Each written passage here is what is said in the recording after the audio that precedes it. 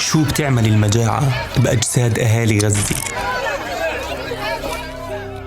بعد 600 يوم من الحرب والإبادة والتجويع، شو اللي بصير في جسم الإنسان في المجاعة؟ اليوم الأول بتنتهي الطاقة المخزنة في الكبد خلال 24 ساعة. في اليوم الثاني والثالث بتبلش علامات سيئة تظهر، مثل الضعف، الدوخة والصعوبة في التركيز، لأنه الجسم بلش يكسر دهونه لإنتاج الطاقة.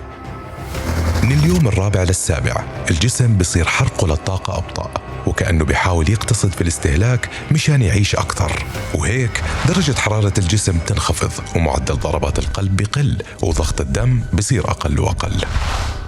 في الأسبوع الثاني والثالث بيفقد الجسم معظم كتلته العضلية، وبيزيد خطر الإصابة بأي عدوى بسبب ضعف الجهاز المناعي.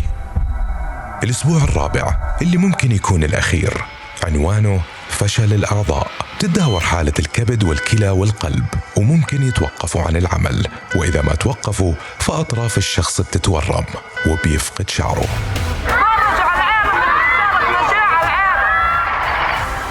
هذه كانت مضاعفات المجاعة لحالها، فكيف لما تجتمع مع 600 يوم حرب وقصف وحرمان من أدنى مقومات الحياة الإنسانية؟